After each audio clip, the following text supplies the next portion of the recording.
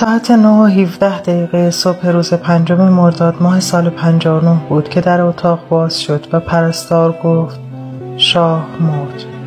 پزشکان و پرستاران زیادی در اتاق بودند، اما کسی را به اتاق راه نمی‌دادند. صدها خبرنگار و عکاس پشت در اتاق CCU بیمارستان و در حیاط بیمارستان جمع بودند. این خبر به سرعت به دنیا رسید که پادشاه ایران درگذشت.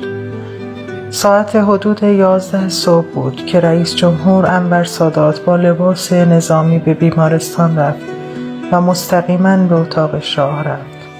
دستش را روی قلب شاه گذاشت و به زبان انگلیسی گفت تو در ساعت 9:17 مردی و ایران در ساعت 25.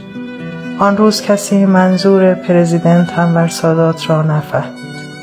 انور سادات به کاخ ریاست جمهوری مصر رفت و در یک مصاحبه مطبوعاتی با شرکت صدها خبرنگار خارجی و داخلی گفت جهان عزادار شد.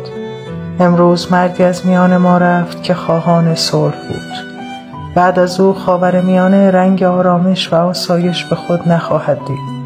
او فقط پادشاه ایران نبود، او پدر بزرگی برای منطقه خاورمیانه بود.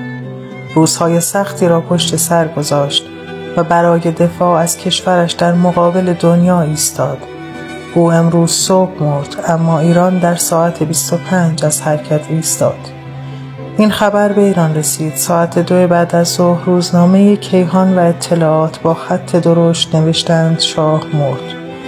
عده‌ای از مردم شاد شدند و در خیابان‌ها رقصیدند، در حالی که هیچ خبری از گشت ارشاد نبود.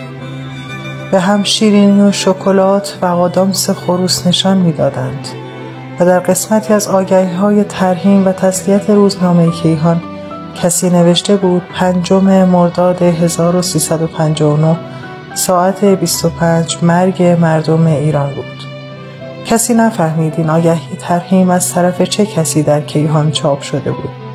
فرانسوی‌ها ضرب المثلی دارند که حرکت روز و شب 24 ساعت است و ساعت 25 ساعت مرگ است که به واقع ساعت مرگ ایران بود. روح شاد و یادش گرامی باد.